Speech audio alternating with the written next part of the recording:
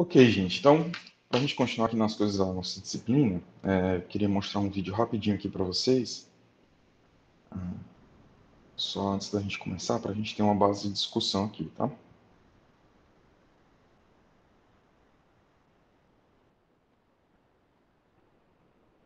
É um vídeo bem simples, eu vou botar ele até um pouquinho acelerado para a gente entender aqui o que está acontecendo mais tranquilamente. Então vamos lá. A intenção aqui é conseguir misturar água e álcool e tentar entender qual é o efeito disso, tá? Então, a pessoa aí está colocando 25 ml de água, ela vai pesar essa água e vai registrar o volume, né? Então você tem 25 ml de água, ela está cuidadosamente preparando.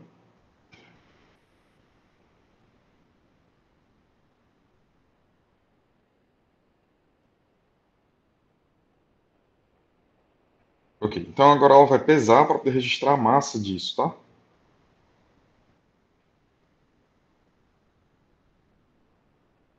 Então a massa inicial aqui, a massa do conjunto bureta mais água, está dando 65,5. Eu vou anotar aqui no nosso quadro para poder a gente discutir daqui a pouco, tá?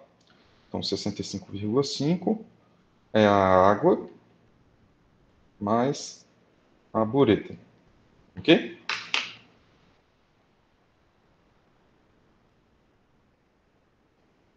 Sucesso. Então, passo 2 é pegar também 25 ml de álcool e colocar também num cilindro graduado e fazer a mesma medida da massa, ok? Então você está vendo aí que é álcool etílico, tá?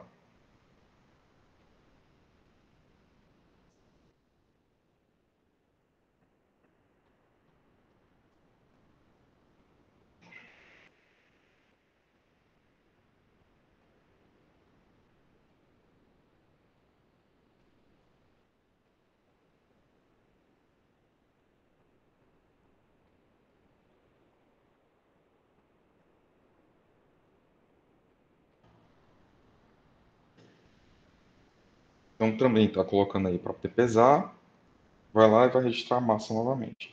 60,9.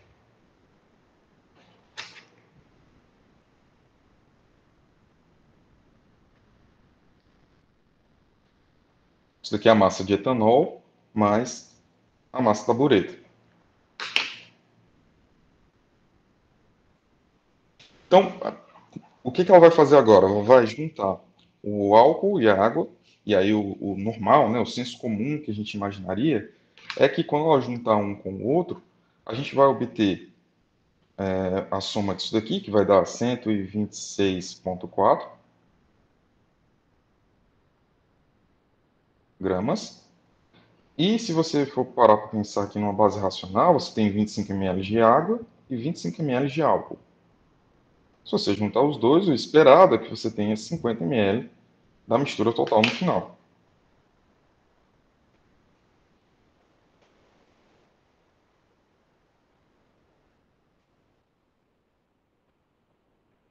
Então agora o que ela vai fazer é justamente misturar um componente com o outro, registrar o volume e a massa final do sistema que está sendo preparado aí. Ok? Tentando bater aí para poder cair o máximo possível ali na água e tal.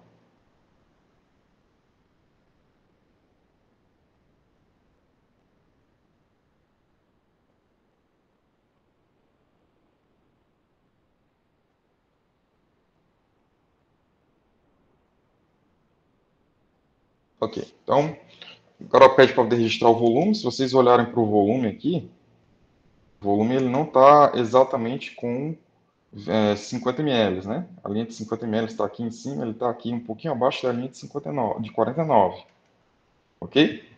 Então, se obteve pelo menos 1 ml a menos. E aí você pode dizer, ah, professor, mas aí ela não transferiu direito, ela errou na transferência, alguma coisa assim. Então é por isso que vai agora pesar as duas para poder saber se ela teve alguma perca durante o processo de transferência.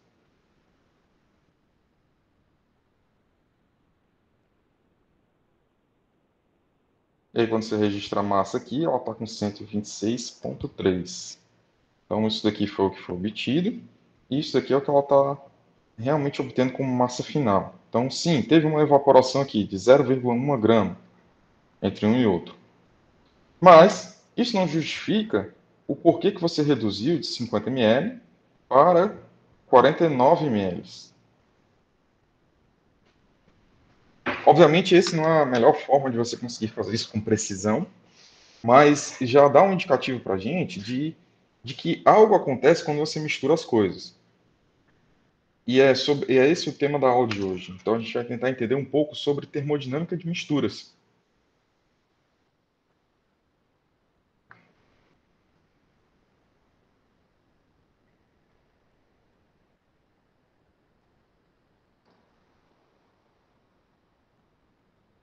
Então, quando a gente está falando de termodinâmica de misturas, a gente está tentando entender como é que as equações que a gente viu até agora se aplicam para um sistema em que você tem um componente que não é um componente puro.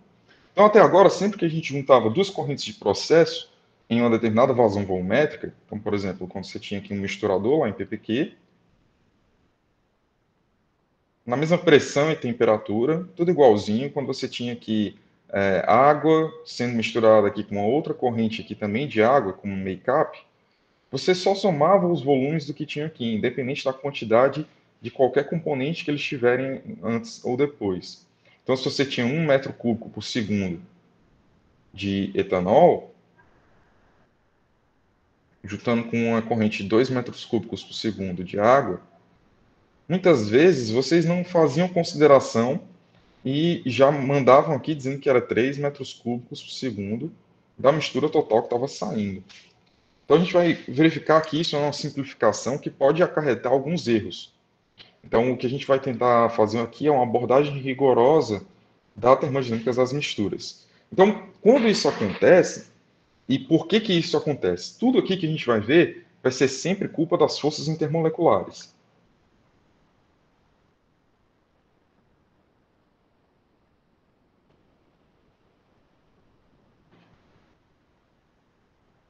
Então a gente vai sempre entender que no etanol você tem um espaço entre as moléculas do etanol que não existe esse mesmo espaço entre as moléculas de água. E quando você mistura um com a outra, as forças mais intensas aqui da água fazem com que você tenha uma maior aproximação da do etanol. Então, por isso essa redução da expectativa do volume final da mistura. Porque quando você estava contribuindo com 25 ml de etanol, esses 25 ml ocupavam um espaço com uma determinada massa, tinham uma determinada densidade. Essa densidade ela é alterada quando você faz essa mistura. Então, por consequência disso, a gente precisa fazer uma série de definições aqui na nossa disciplina sobre propriedades termodinâmicas. Então, eu vou usar muito com vocês aqui uma tal propriedade termodinâmica K, que é qualquer propriedade que a gente esteja falando de, por exemplo, volume, entalpia, entropia, energia interna, energia livre de Gibbs, energia livre de Helmholtz, qualquer propriedade termodinâmica desse tipo. Eu posso estar falando dessa propriedade K de uma maneira geral. A gente já viu ali nas nossas diferenciais que K ela depende tanto da temperatura quanto da pressão. A gente fez muito isso quando a gente estava abordando o problema das equações de Maxwell. Então, a gente fez sempre K sendo derivado em função da temperatura e em função da pressão. Mas, se eu estou considerando a composição de um sistema, a mistura de um determinado sistema, então eu preciso adicionar agora aqui a composição como sendo um dos fatores que influenciam a propriedade K. Lembrando, essa propriedade K é qualquer propriedade termodinâmica que a gente estiver falando. Então, se eu estou escrevendo agora o volume, eu estou escrevendo o volume como sendo uma função de temperatura, pressão e a quantidade em mols de cada um dos componentes. Se eu estou falando da entalpia, eu estou falando da entalpia em função da temperatura, da pressão e de cada um dos componentes. E assim sucessivamente. Tranquilo? Certo. Então, quando a gente pega essa propriedade K e faz a diferencial total dela agora, deixa eu pegar ela daqui, que fica meio... Se a gente está com essa propriedade K e a gente está querendo fazer agora a diferencial total dela, a diferencial total da propriedade K vai ser dk, que vai ser igual a dk parcial em relação à temperatura, com pressão e composição constante, dt, mais dk em relação à pressão, com temperatura e composição constante, dp, mais, que eu já vou colocar em somatório, tá? Então, esse somatório vai de I até de 1 até M, ou seja, dos M componentes que a gente tiver, a gente vai ter a derivada dk da composição I, pressão, temperatura e demais composições constantes. Ok? Então, só para poder ficar bem claro, quando eu estou falando de uma derivada parcial, da derivada parcial aqui, dk dt, pressão e composição constantes, eu estou medindo a taxa de variação de K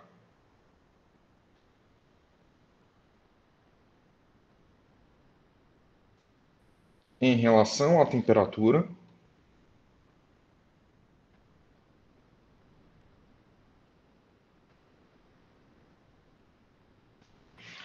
mantendo constante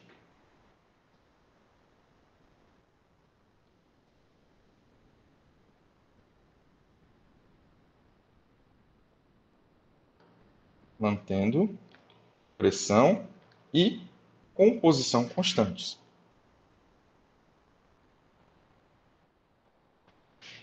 Ok? Quando a gente está falando, então, dessa derivada dk em relação ao número de mols do componente I, então a gente está falando da mesma forma da variação de K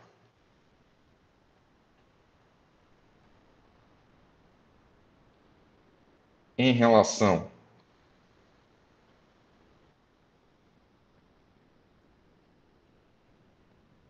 a uma variação do número de mols do componente I.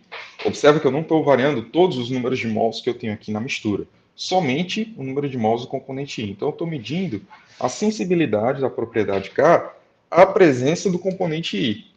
Para onde é que vai o volume molar de uma determinada mistura se eu alterar a presença de um determinado componente? Então, eu estou vendo aqui que o volume, não o volume molar, né? O volume macroscópico mesmo, de uma mistura etanol e água, vai diminuindo quando eu vou adicionando mais etanol. Pelo menos nessa faixa de composição que a gente estudou aqui, que a gente deu uma olhada nesse vídeo.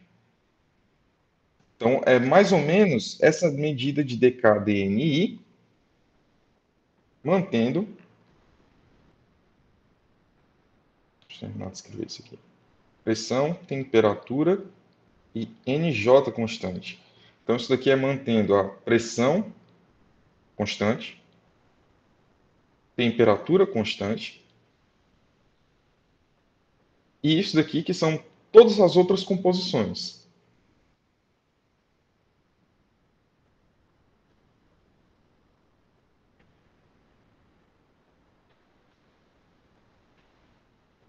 Então, estou explicando em detalhes aqui essas derivadas parciais, porque eu sei que às vezes assusta vocês quando aparecem essas equações gigantescas com várias derivadas. E aqui seria basicamente o significado físico de cada uma delas.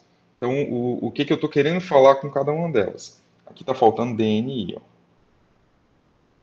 Então, sempre que eu tenho aqui a taxa de variação de K com T, eu multiplico pelo dt, dk com P, multiplico por dp, dk com N, eu multiplico por dN. Ok? Então, aqui cabe a gente fazer uma definição, que é justamente a definição de o que é uma propriedade parcial molar. Então, aqui eu estou definindo o que é a propriedade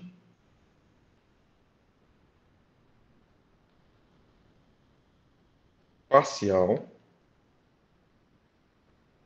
molar. Então, a propriedade parcial molar, eu vou simbolizar ela como sendo K I barra, que vai ser igual a dk TNI, pressão, temperatura e NJ. Então, a propriedade parcial molar é justamente uma forma de você tentar medir a propriedade termodinâmica daquela substância, a sensibilidade daquela propriedade termodinâmica de uma determinada substância. Ok? Então, vamos lá. Se vocês observarem, isso daqui está aqui dentro da nossa equação que a gente estava trabalhando inicialmente. Então, isso daqui seria a nossa propriedade parcial molar. Se a gente está considerando, então, as coisas no equilíbrio, a gente tem, então, como escrever aqui, dk, que vai ser igual a... Lembrando, sempre que eu estou falando das coisas no equilíbrio, eu estou considerando pressão e temperatura constantes. Então, eu tenho aqui um dk dt, a pressão com posição constante dt, mais dk dp, temperatura e composição constantes dp, mais somatório de, já vou colocar aqui K barra dni, ok? De I igual a 1 até m. Tudo bem? Ok, então o que a gente consegue observar daqui? A gente observa aqui que se a gente está considerando em equilíbrio, isso aqui vai ser zero. Isso aqui também vai ser zero. Ok? Então a gente vai ter aqui que dk vai ser igual a somatório de I igual a 1 tm KI barra DNI. Tudo bem? Ok, então uma das equações que podem satisfazer essa relação que a gente tem aqui é se a gente integrar essa equação e a gente vai obter a seguinte relação. Então a gente vai ter aqui K como sendo igual a somatório de KI barra que multiplica NI. Então isso daqui é uma das formas que você tem como satisfazer essa equação diferencial. Então, e o que isso quer dizer? Isso quer dizer que a propriedade parcial molar, da forma que a gente definiu, essa propriedade parcial molar aqui,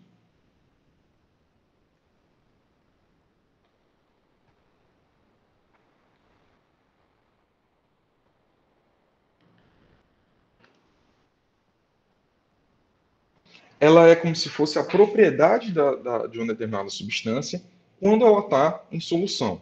Então, daqui, a gente consegue relacionar diretamente que a gente tem volume como sendo somatório de VI barra NI, ou a gente pode escrever a entalpia como sendo somatório da entalpia parcial NI, ou a gente pode também escrever aqui qualquer outra propriedade, G como sendo somatório de GI parcial que multiplica NI, e assim vai para qualquer outra propriedade. Por isso que eu coloquei aqui a propriedade K para não estar escrevendo todas elas.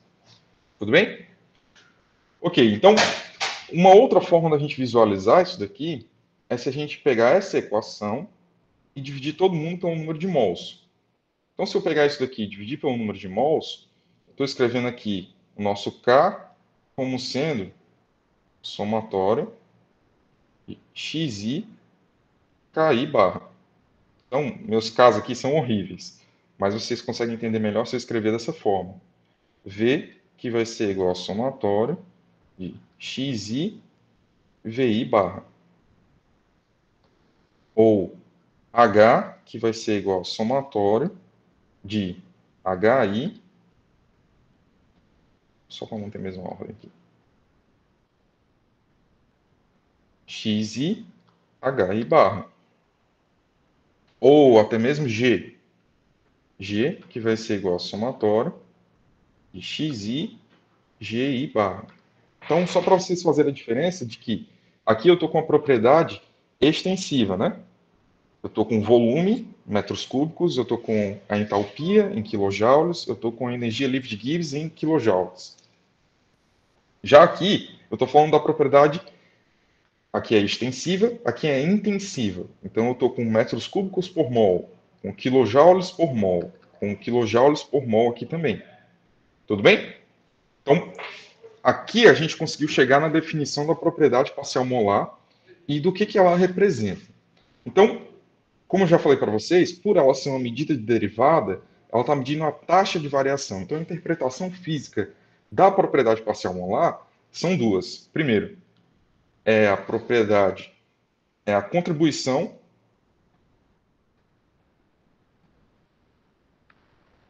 do componente I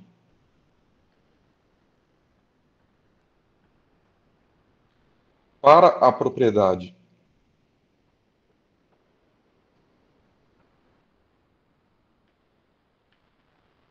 total da mistura. O que eu quero dizer com isso daqui? É que se você tem 1 metro cúbico de mistura, cada um desses componentes está contribuindo com um determinado volume. E o componente I aqui, ele está contribuindo exatamente com esse volume molar, ponderado pela sua composição, pela sua participação naquela mistura. Tudo bem? Então, a primeira é essa, e segundo é a própria, eu não quero falar própria propriedade, né? Mas não tem outro jeito, não. Então, é a propriedade em si do componente I quando ele está em mistura.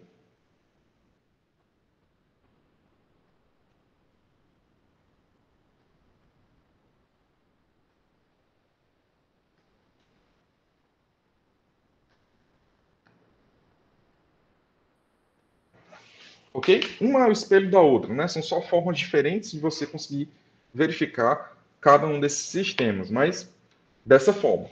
Tudo bem? Ok. Então, o que a gente precisa fazer agora? Se a gente tem conhecimento dessa relação e principalmente dessa propriedade aqui. Então, vamos guardar essa equação azul aqui para a gente passar para outra folha, para a gente conseguir entender o que está acontecendo.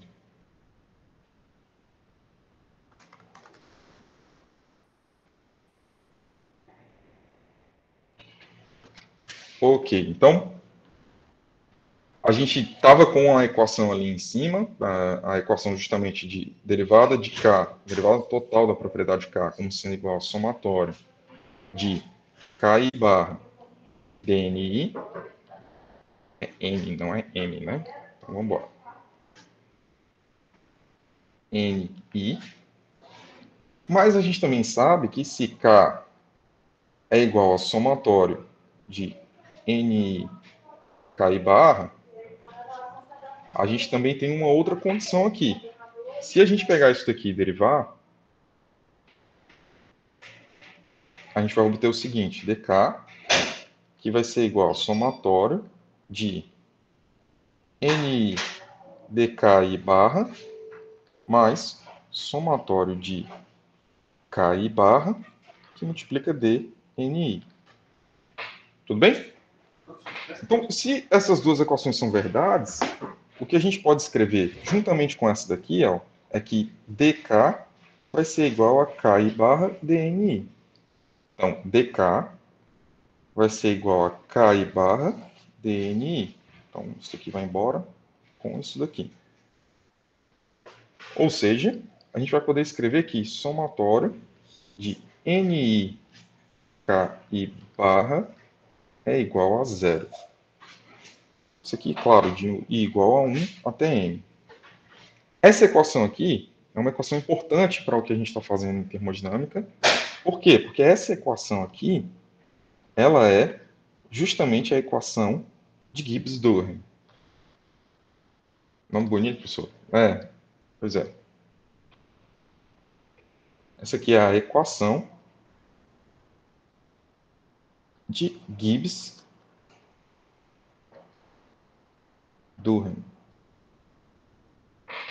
E aí ela é importante porque ela está definindo a relação entre todas as propriedades parciais que a gente tem aqui. Acho que eu esqueci só o D aqui, né? Ou seja, se eu tiver numa mistura binária,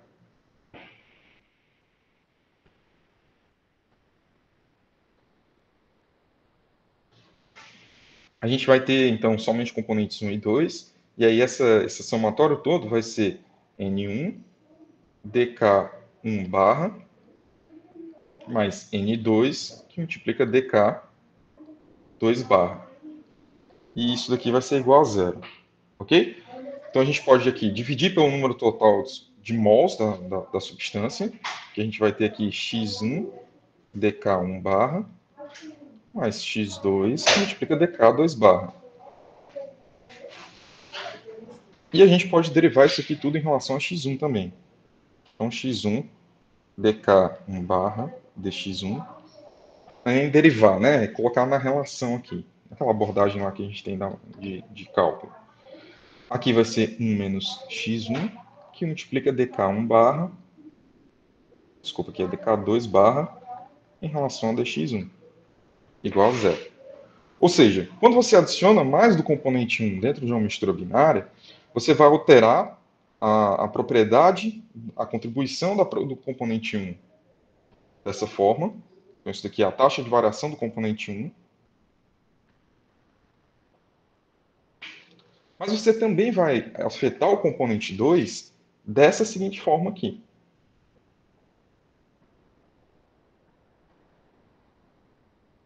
De forma que o resultado final seja igual a zero. Isso não quer dizer que a variação final da propriedade de mistura vai ser igual a zero, mas que ela tem que estar amarrada pela equação de Gibbs-Durham, ok?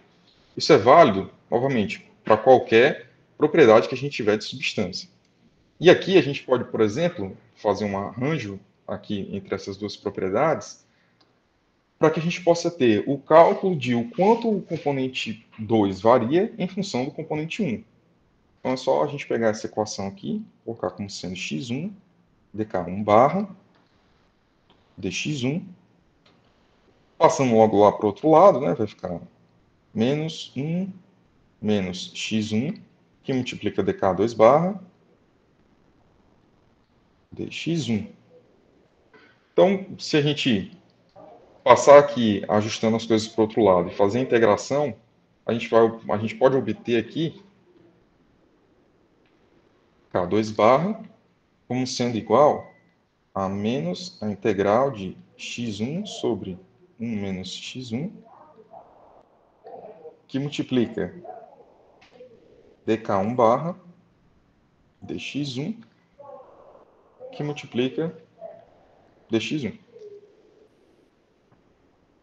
Ah, professor, agora sim eu consigo entender como é que é a relação entre a propriedade do componente 2 em relação ao componente 1.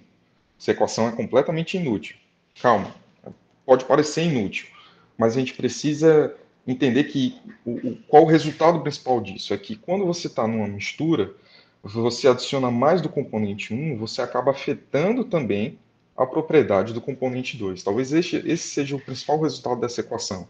É de que nas misturas e nos processos que você tiver de mistura, quando você adiciona mais de um determinado componente, você vai alterar a propriedade daquele componente na mistura, mas você também vai alterar a propriedade do outro componente, que em tese não tem nada a ver com isso, só está lá na mistura também, mas ele também vai ser afetado. Então, o volume, a contribuição do volume, por exemplo, da água, quando a gente adiciona o álcool, é alterado. Entendido? Se tem alguma dúvida, alguma pergunta?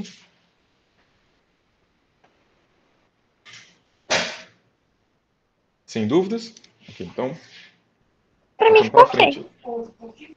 Tranquilo, massa. Então, vamos fazer um sumário aqui de quais são as propriedades termodinâmicas que a gente tem aqui na mistura, nos processos de misturas, né? Então, vou tentar fazer aqui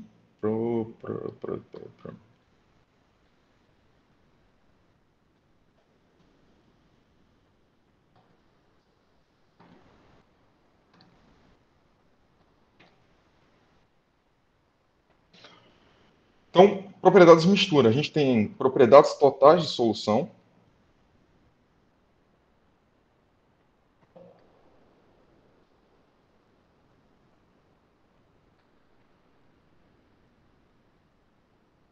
Então, quando a gente está aqui falando de propriedade total, eu tenho aqui uma mistura líquida, que eu tenho o componente 1, e também tenho o componente 2.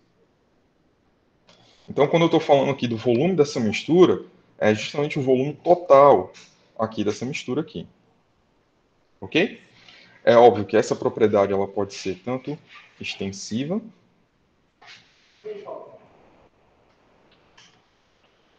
quanto ela também pode ser intensiva. Então, se eu estou falando da propriedade extensiva, é o volume ocupado pela mistura efetivamente. Por exemplo, 1 metro cúbico. Se eu estou falando da propriedade intensiva, eu estou falando dele como sendo 1 metro cúbico por mol. Eu vejo aqui quantos mols eu tenho dessas substâncias, e aí eu consigo saber qual é o volume intensivo, né? O volume específico, ou o volume molar dessa substância. Isso é uma propriedade total de substância. O volume é bem visual, então a gente consegue entender bem o que está acontecendo com ele. Eu também posso ter aqui não só as propriedades totais de solução, mas as propriedades de espécie pura.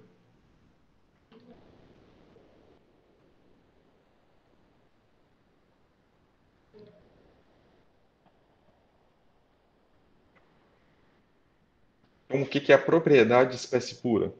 É quando a gente tem aqui, antes de eu misturar, eu tinha um potinho aqui com componente 1,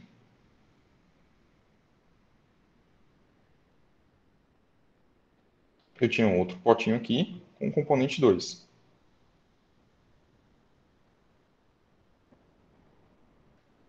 Ok?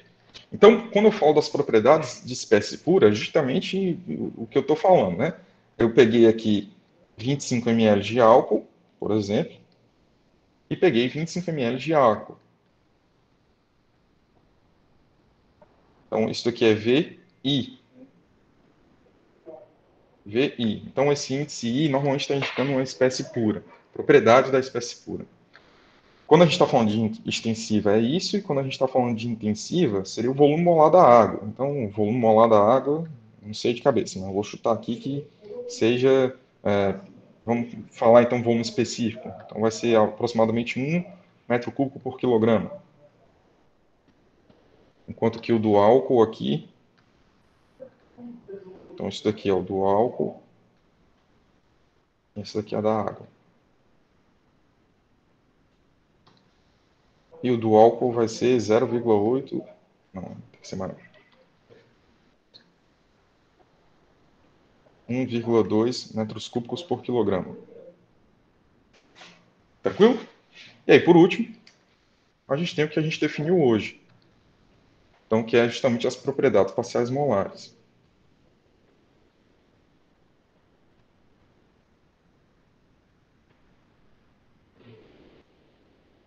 Então, se a gente tem aqui as propriedades parciais molares, a gente consegue, então, entender qual é o volume que a água está ocupando quando ela está dentro da mistura. Então, se ela está aqui nessa mistura, ela está ocupando esse volume. Se ela está aqui, o álcool está aqui ocupando esse volume. Então, é exatamente o quanto que na mistura uma está ocupando e a outra também está ocupando aqui. Então, aqui ela vai estar ocupando, por exemplo, um pouco menos. Tanto a água quanto o álcool vai estar ocupando um pouco menos. Então, o volume extensivo dessa propriedade vai ser V igual a 24,5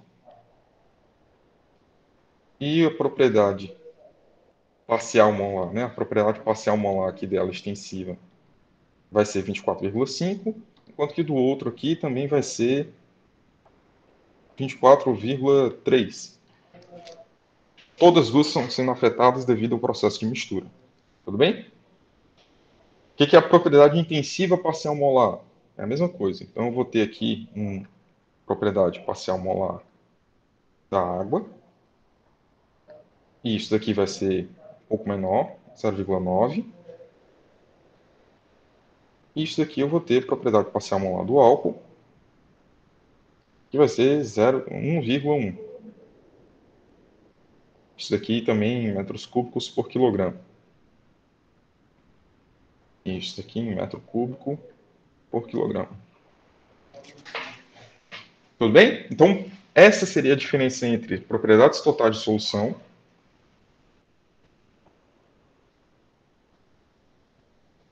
propriedades de espécie pura e propriedades parciais molares. Tudo bem? Ok, então, o que a gente vai fazer? A gente vai precisar entender mais 3 definições só, e aí a gente encerra na aula de hoje, que é uma aula que tem muita informação. E a gente vai começar a tentar fazer exercícios sobre esse tema, ok? Então, se eu tenho aqui uma determinada propriedade que eu estou medindo, que é a propriedade dela quando está em mistura, eu também tenho uma propriedade que seria esperada se tudo fosse ideal. Então, o que você pensaria que seria o processo de uma determinada mistura se aquela mistura fosse ideal? Então, se tudo fosse ideal, você adicionando 1 ml de água com 1 ml de álcool, 2 ml iam resultar, se você não tivesse nenhuma força de interação intermolecular. Então, aqui a gente consegue definir 3 coisinhas rapidinhas. Então, ΔK de mistura, a variação da propriedade K quando ela está sendo submetida a um processo de mistura, ou seja, é a própria propriedade K menos somatório de NI, KI. Só para lembrar das definições que a gente acabou de fazer. Isso aqui é a propriedade total de mistura.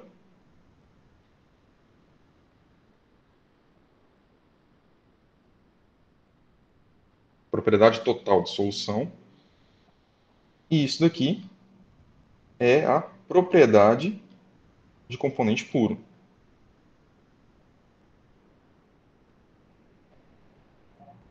Se a gente está definindo isso daqui, né? Isso daqui vocês não precisavam saber. Isso aqui eu estou definindo para vocês agora. Se eu sei disso e de que K eu posso escrever como sendo somatório de NI, KI barra, então eu posso escrever o ΔK de mistura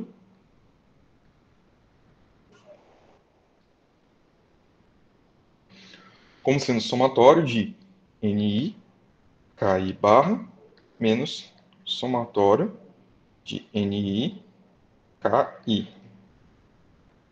Então, novamente, isso daqui é a propriedade total de solução.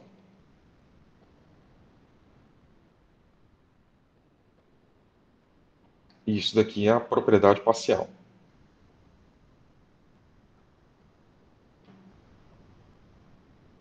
Sucesso? Então aqui, quando a gente escrever esse ΔK de mistura, a gente pode entender quem é que está governando o sentido do ΔK de mistura. Então a gente tem aqui NI, que multiplica KI barra menos KI. Aqui fica muito claro que se KI barra for igual a KI, ou seja, na mistura, aquele componente se comporta da mesma forma em que ele se comportaria se ele estivesse sendo misturado, se ele tivesse em estado de componente puro. Então, isso daqui quer dizer que você não vai ter nenhuma variação durante o processo de mistura. Está claro? A hipótese aqui é se o componente se comporta em mistura como se ele se comporta em estado puro, quando você junta um componente com o outro, não vai ter diferença dele estar em estado puro ou dele estar em mistura. Então, o ΔK de mistura, a variação devido ao processo de mistura, vai ser igual a zero. Tranquilo? Se você tem um KI que ele é maior do que K, ou seja, a propriedade, quando você está em mistura, ela tem um valor numérico maior, isso vai te implicar um ΔK de mistura maior do que zero. E óbvio, o contrário também está acontecendo.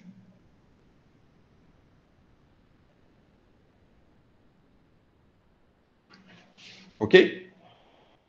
Então, é por isso que quando a gente mistura álcool com água, por isso que eu disse que os valores de KI barra eram menores do que os valores de KI, no exemplo que a gente trabalhou anterior. A gente já viu na prática de que a gente tem uma redução do volume total da mistura. Então, se eu tenho redução do volume total da mistura, quando eu estou avaliando aqui cada um dos componentes das propriedades parciais molares, elas têm que ser menor do que os valores que você tinha para o estado de componente puro. Então, elas são menores e aí faz com que você tenha uma variação devido ao processo de mistura, um ΔK de mistura menor do que zero. Tudo bem? Então, essa é a primeira das 3 definições que eu precisava para poder falar para vocês. A segunda definição.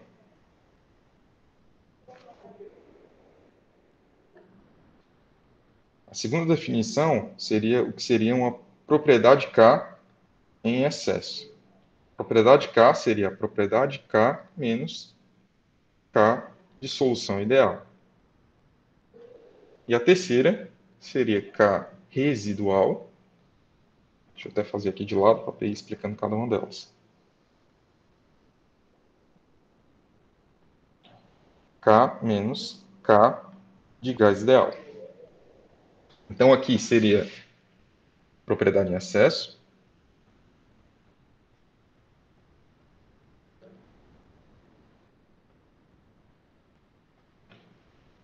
Aqui é a nossa propriedade total de solução.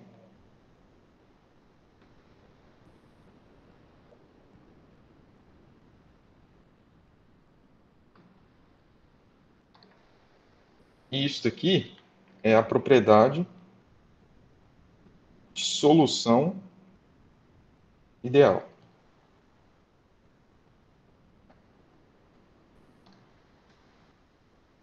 K residual é a propriedade residual. Isso aqui é a propriedade total de solução.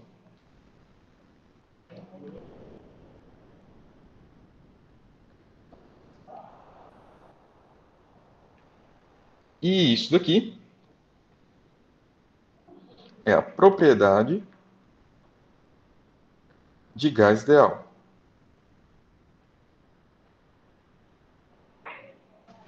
Vamos lá, explicando dois termos aqui que eu sei que vocês não conhecem. Primeiro, propriedade de gás ideal. E o segundo, propriedade de solução ideal. Péssima escolha de cor. Propriedade de solução ideal. Então, primeiro termo sendo explicado, propriedade de gás ideal.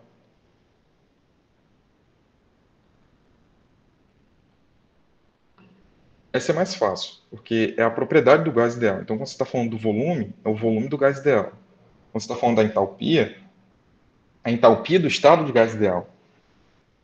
Então, é como se você estivesse pegando o volume e estivesse avaliando o volume numa pressão muito baixa. Ou a entalpia, e a entalpia quando a pressão fosse muito baixa. Para que você pudesse avaliar a propriedade no gás ideal. Ok? E o que é a propriedade de solução ideal?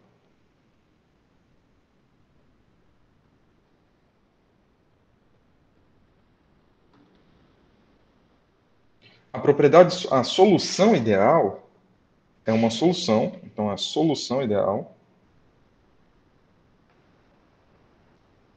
é uma solução que se mistura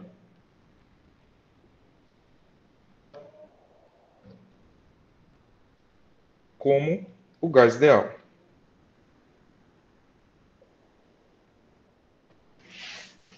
Ok? Então, eu vou deixar essa reflexão aqui para vocês tentarem sedimentar e entender o que diabo eu quis dizer com isso daqui. Solução ideal é uma solução que se mistura como o gás ideal se mistura. Então, se você adiciona 1 metro cúbico de metano com 1 metro cúbico de CO2, qual é o resultado desse volume ao final da mistura? Então, quando a gente fala de solução ideal, a gente está falando que é uma solução que se comporta como você mistura gases ideais. Tudo bem? Então, por hoje é basicamente isso. Na próxima aula a gente trabalha melhor essa questão das propriedades de gás ideal e da relação dessas propriedades de gás ideal com as propriedades de solução ideal. E aí a gente vai avançando nessa parte do conhecimento aqui de propriedades de mistura, de termodinâmica de misturas. Tudo bem? Vocês têm alguma dúvida? Querem perguntar mais alguma coisa? O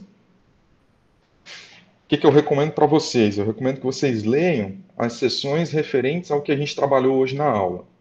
Então, eu comecei o capítulo 6 na última aula, e eu, nesse momento, estou no ponto 6.4, 6.3, eu estou na página 355. Vou começar a falar sobre... desculpa, é 352. Então, eu estou na página 352, a versão em inglês do livro de vocês, tá? Então, vocês podem dar uma lida aí, vão tentando entender para vocês tirarem dúvidas. Na próxima aula a gente começa tirando dúvidas e tentando propor alguns exercícios para a gente ir se exercitando em relação a isso e o que a gente viu na última aula. Tudo bem? Vocês têm mais alguma dúvida? Querem perguntar alguma coisa? Professor, Diga lá, eu posso Lucas. falar com o senhor depois da aula? Pode sim, tranquilo. Gente, se vocês não têm nenhuma dúvida, então. Oi, pode falar, Daphne. Só agradecer pela aula e desejar a próxima aula, né? Até mais.